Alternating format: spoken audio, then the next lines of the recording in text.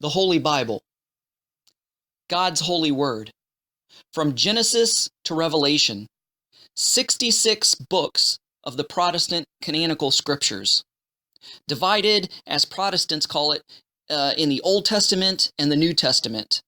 But in the Hebraic mind, they call the Old Testament the Tanakh, which is really an acronym displaying the contents of what is in the Old Testament. You have T, which is Torah, which is the Hebrew word for law, which is the 5 books of Moses.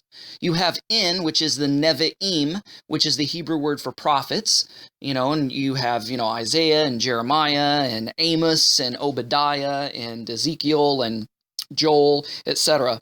Then you have the Ketuvim, which is the Hebrew word meaning the writings. And this is the historical books. This is the poetic books. This is like Song of Solomon, Proverbs, Lamentations, and books of this nature. Then you have what the Messianic believers call the Brit Chadesha, which is the renewed covenant in the Hebrew. Protestant Christians call it the New Testament. But from cover to cover, from Genesis to Revelation, you have 66 books, 66 volumes that make one whole continuous book. It's a library in and of itself. It's the book of books, if you will. The Bible stands alone as unique among all other books on the planet, among all other sacred books and sacred writings on the planet. Professor M. Montero Williams, former Bowdoin professor of Sanskrit, held this perspective.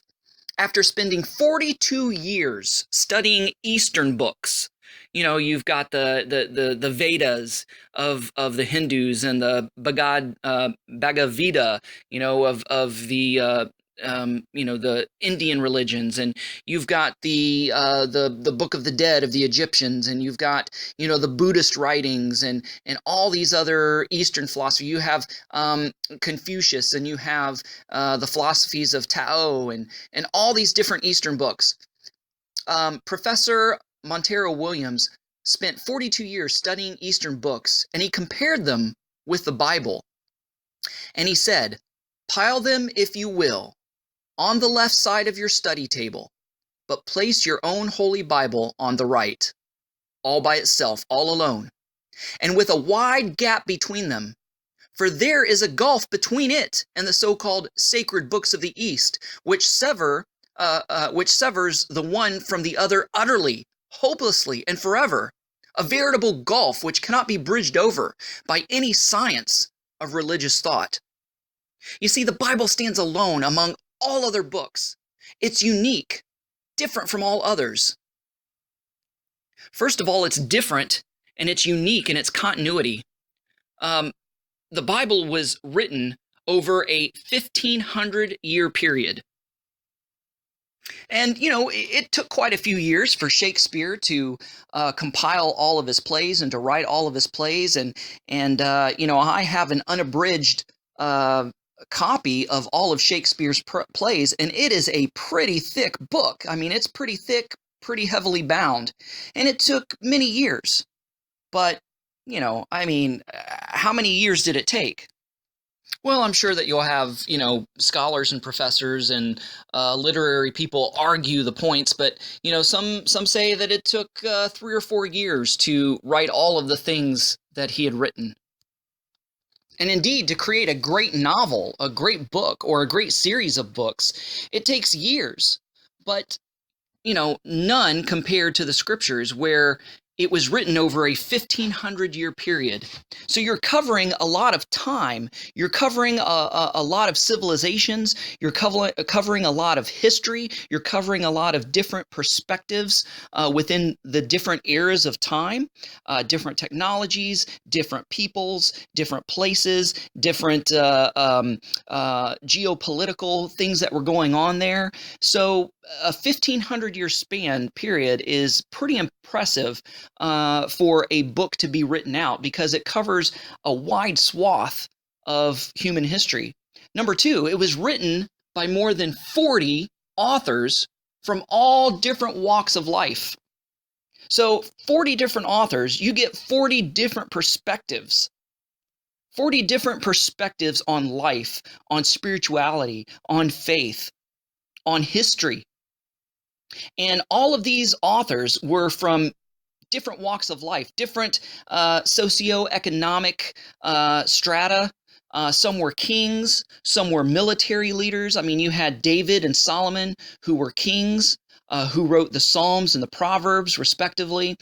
Some were written by military leaders. I mean, Moses was considered a military leader, and Joshua was as well. Some were written by peasants. Some of the prophets were peasants. Some of the books were written by philosophers, and Solomon was considered a philosopher. I mean, Ecclesiastes is a totally philosophical book. Some of the Gospels were written by fishermen. Kind of the everyday blue-collar working Joe. Some were written by government officials, such as tax collectors. Some were poets. Some were musicians. Some of the authors were statesmen. Some were scholars, and some were shepherds. So you had from nobility to the peasantry, from royalty to, the rags of poverty.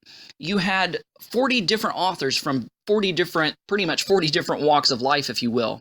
So the Bible is unique in its continuity and the time span it was written and the different authors that it has. But it was also written in different places. For example, Moses wrote the 5 books of the law, Genesis, Exodus, Leviticus, Numbers, and Deuteronomy, in the wilderness, in the desert. Jeremiah was written in a dungeon. Daniel on a hillside and in a palace. Paul inside a prison cell.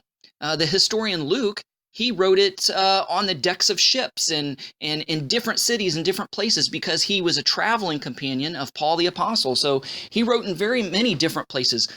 John, the Revelator, wrote while in exile, being exiled to the island of Patmos. So you had the scriptures being written in different places, also at different times. David wrote in times of grief and in times of sorrow and in times of warfare and in times of sacrifice. Solomon, on the other hand, wrote in peacetime, in times of peace and prosperity. The scriptures were also written during different moods, different mindsets, different frames of heart and mind. Some of the writings were from the heights of joy, such as in the Psalms, and while others were written from the depths of sorrow and despair. That too is the Psalms.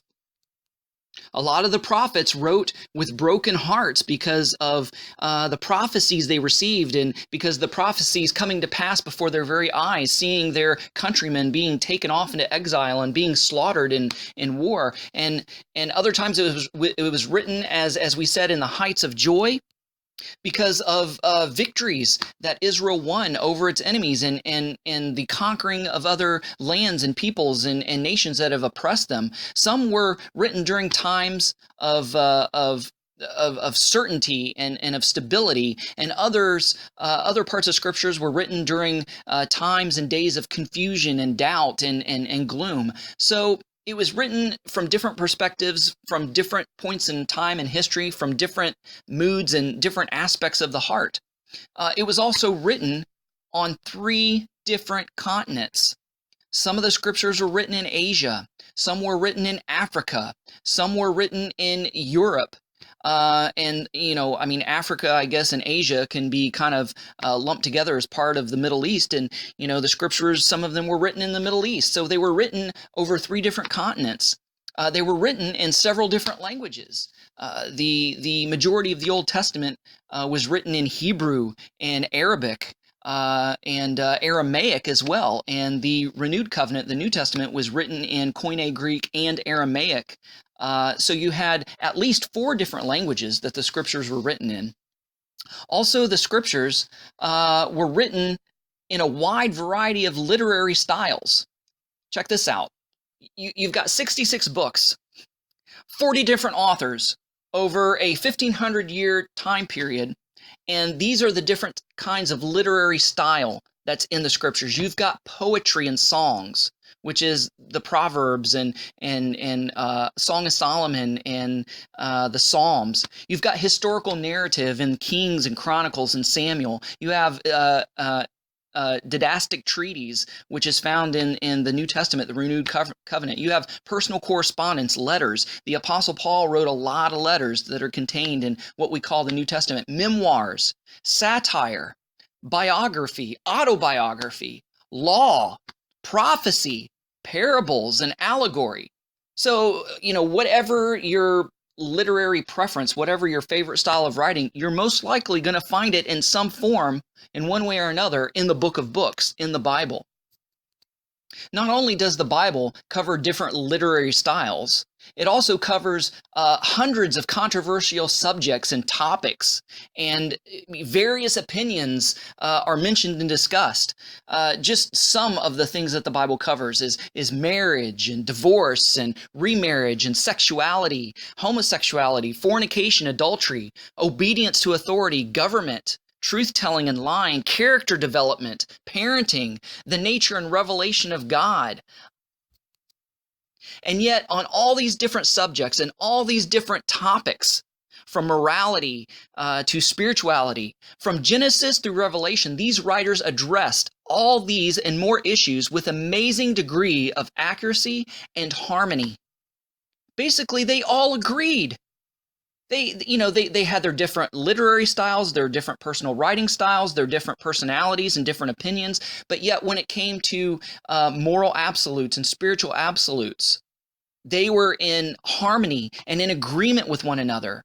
You don't get that with other sacred writings. You don't get that in the Hindu or Buddhist or other writings such as that, or even in the Quran. You get varying opinions and you get contradictory statements and contradictory views and things of this nature. They can't agree. But yet the biblical writers were in harmony and in agreement. You can't get that with any of the other Eastern books or other sacred writings. In spite of its diversity, the Bible presents a single unfolding story, God's redemption of human beings. Finally, and most important, among all of the people described in the Bible, the leading character throughout is the one true living God, made known through Messiah Yeshua, made known through Jesus Christ. First of all, let's consider the Tanakh, or what Christians call the Old Testament. You've got the law, which provides the foundation of Messiah. You got the historical books, which shows the preparation for the coming of the Messiah. You have the poetic works, which aspire to Messiah. And you have the prophecies, which display an expectation of the Messiah. And moving on to the Brit Chadasha, the renewed covenant, the New Testament. In the Gospels, you have the recorded historical manifestation of the Messiah.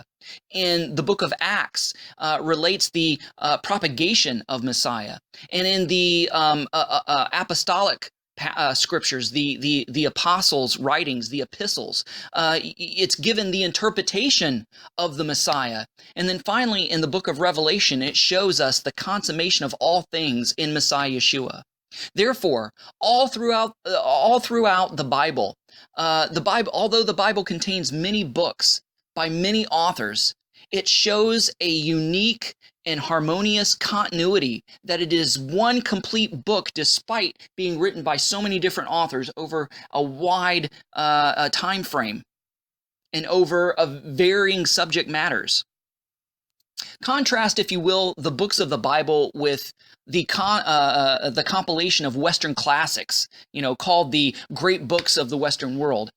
The Great Books contain sections from more than 450 works by close to 100 authors spanning a period of about 25 centuries. You've got Homer, Plato, Aristotle, Augustine, Aquinas, Dante, Spinoza, Calvin, Shakespeare, Kant, Hume, Darwin, Tolstoy, and many others. That's just to name a few. Now, just take 10 of the authors from the Great Book series, all from different walks of life, all from different generations, different places, different times, different moods, different continents, different languages. And you know what? You would expect there to be a lot of confusion and a lot of opposition and a lot of differences. But let's take 10 authors from the Great Book series, and let's take them from one particular walk of life, from one particular time frame and generation, from one place, one mood, one continent, one language, all addressing just one controversial subject. Would the authors agree with one another? No, of course not. Even if we took 10 authors from the great books and they were all from the same walk of life, same language, same place, same time, etc., and you gave them one subject, they would all have differing opinions on that one subject.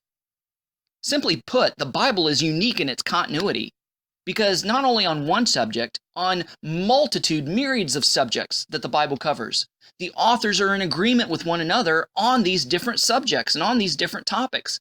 And they come from all different walks of life, all different times and places. So not only is the Bible unique in its continuity, it's unique in its circulation.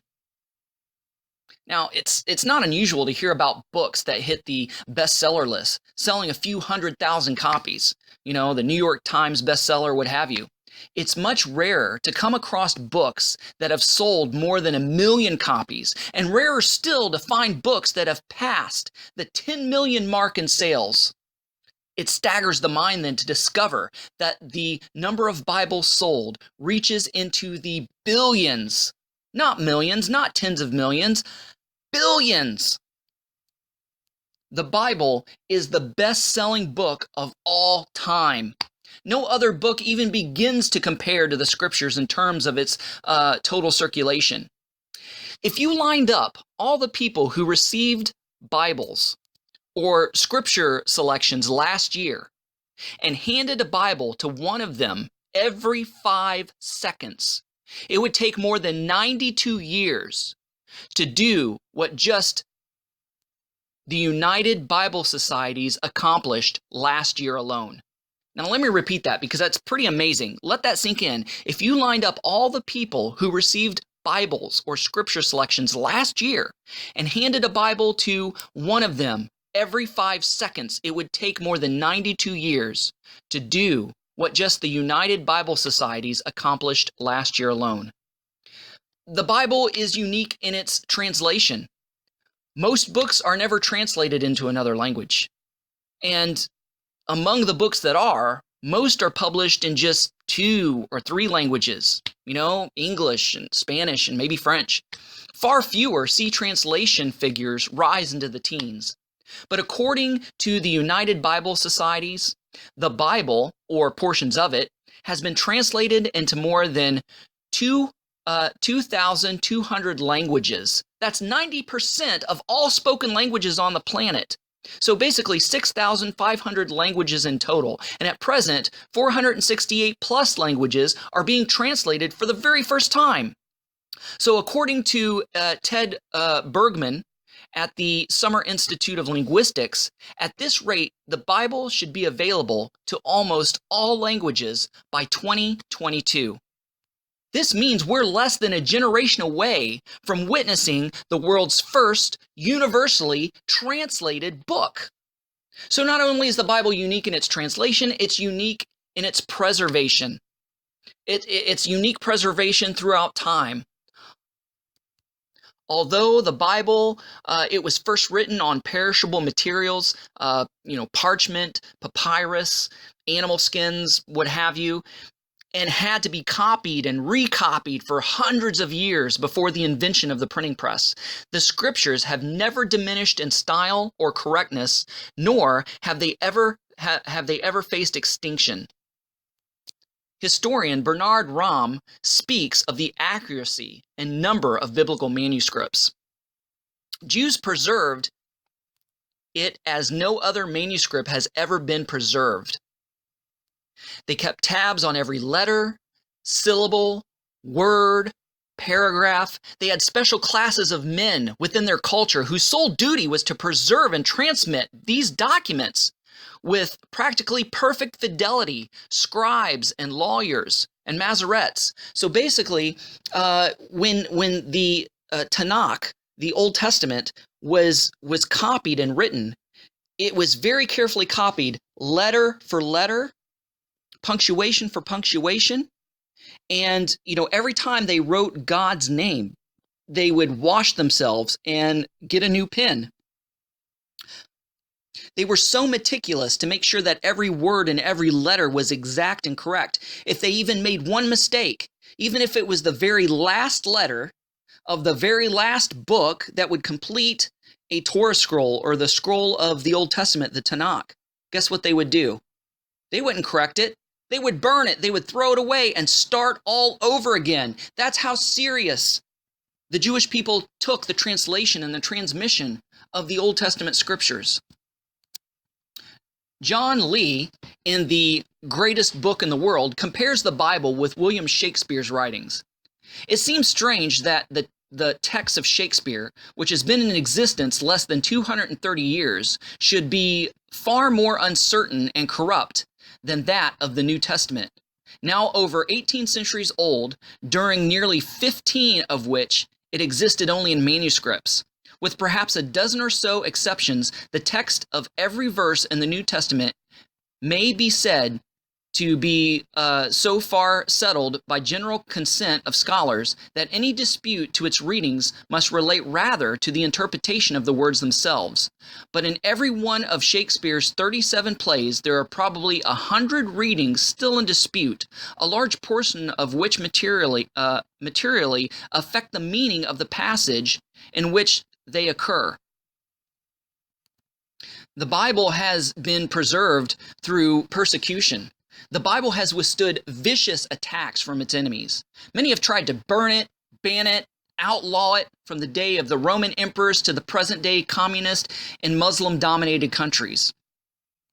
The noted French infidel Voltaire, who died in 1778, declared that in 100 years from his time that Christianity would be swept from existence and passed into history.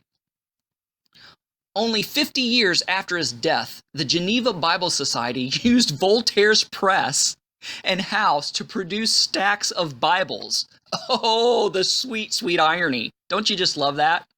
The Bible's enemies come and go, but the Bible remains.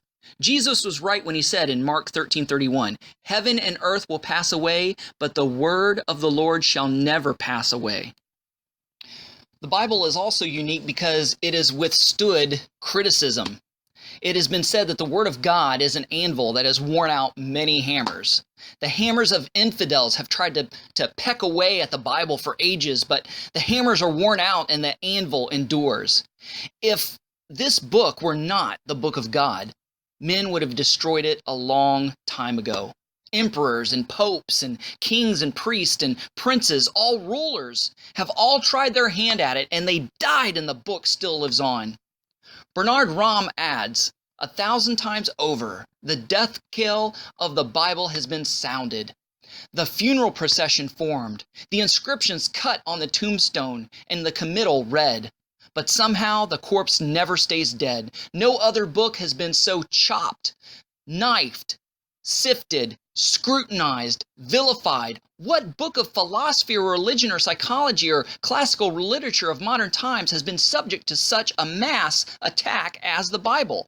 With such venom and skepticism, with such thoroughness and erudition. Upon every line, chapter, and tenet, the Bible is still loved by millions, read by millions, and studied by millions. The Bible is unique in its ability to stand up to the critics. There is no other book in all of literature like it. A person looking for truth would certainly consider a book that bears these qualifications. One of the biggest arguments that I get is that the book is full of contradictions. The book is full of mistakes. The book was just written by men. Well, guess what? You claim that the book was just written by men, but you'll take science books, history books, which change upon new discoveries.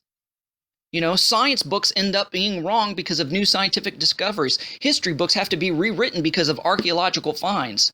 And they're written by men. And they're full of mistakes, and they're full of errors, and they're full of contradictions. But the Bible is harmonious and continuous.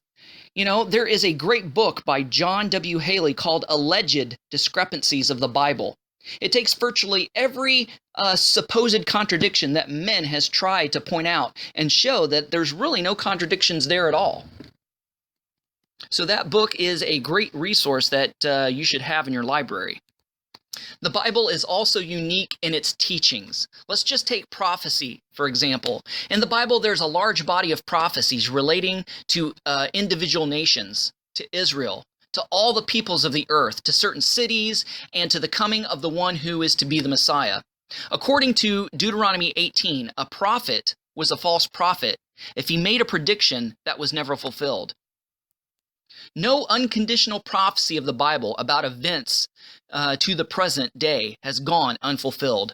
Hundreds of predictions, some of them given hundreds of years in advance, have been literally fulfilled.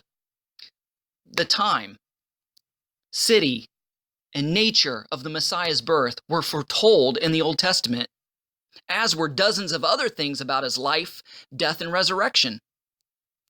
The time of Messiah's birth is covered in Daniel 9.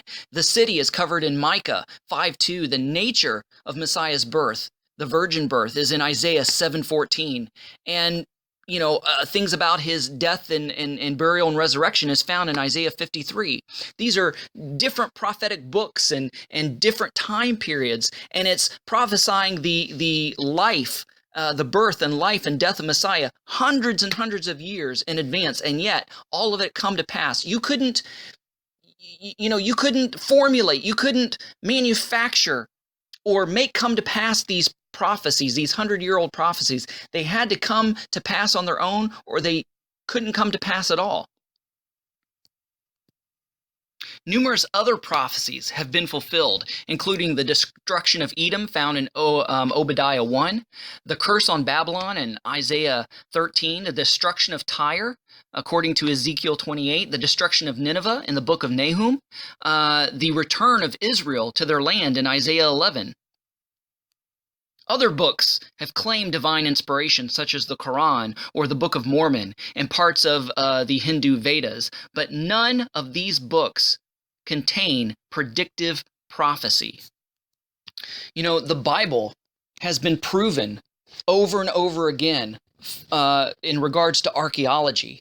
There's a lot of archaeologists who have become Christians and have become believers in the Bible and in Jesus Christ because of their job, because they look in the Bible and they see something, hey, we can find this, we can dig this up, we can locate this, and if we find it, then that just proves that the Bible's real. And they find these things over and over and over and over. But yet with the Book of Mormon, they claim a lot of names and places and a lot of edifices and a lot of ruins and a lot of things that you could dig up and find, such as currency and coinage, but nothing archaeologically in the Book of Mormon has ever been dug up, has ever been found, ever.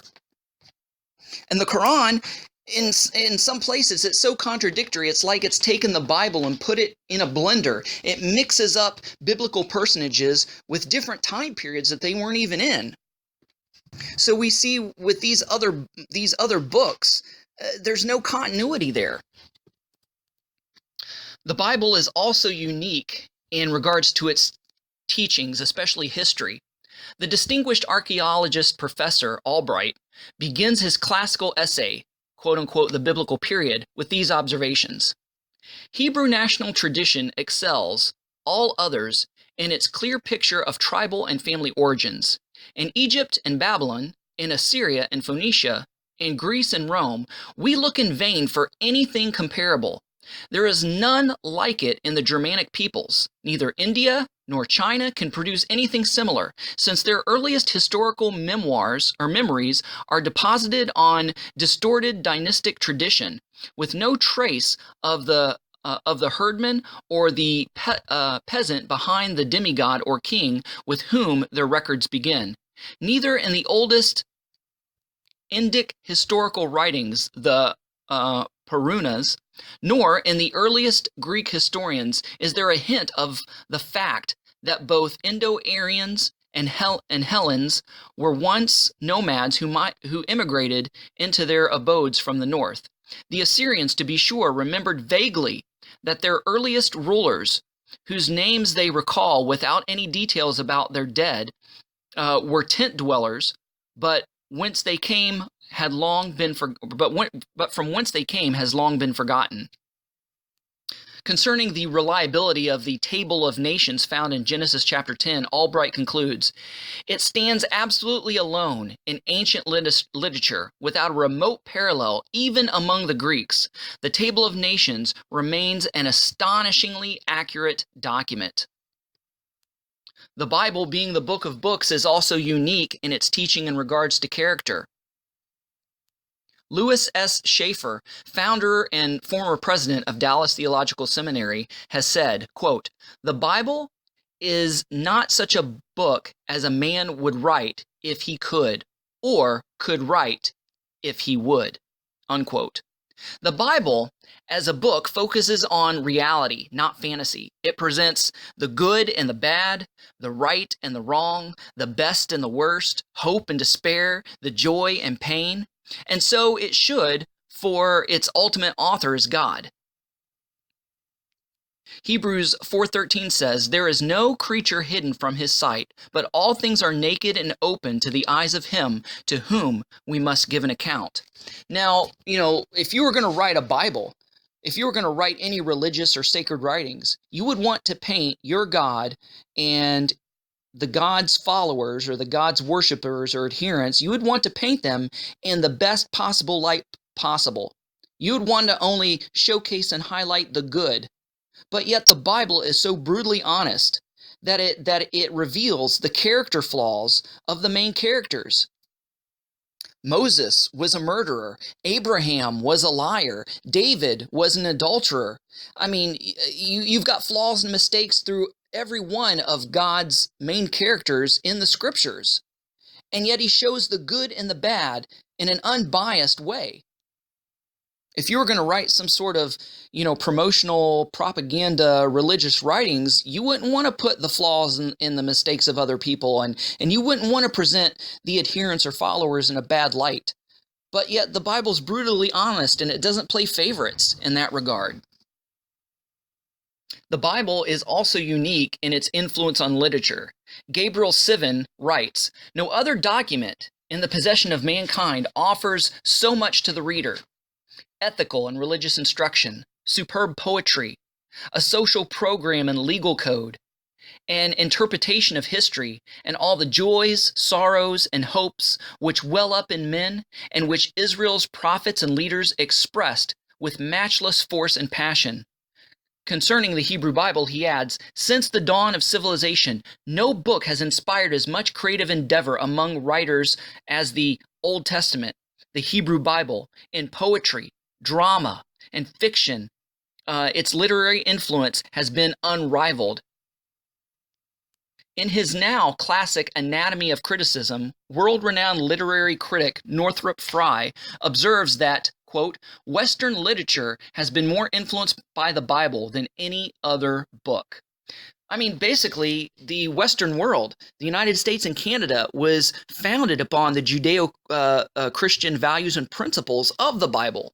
Now, historian Bernard Rahm adds, "In the Bible, there are complexities of bibliographical studies that are unparalleled in any other science or department of human knowledge. From the Apostolic Fathers dating from AD 95 to the modern times is one great literary river inspired by the Bible. Bible dictionaries, Bible encyclopedias, Bible lexicons, Bible atlases, Bible geographies.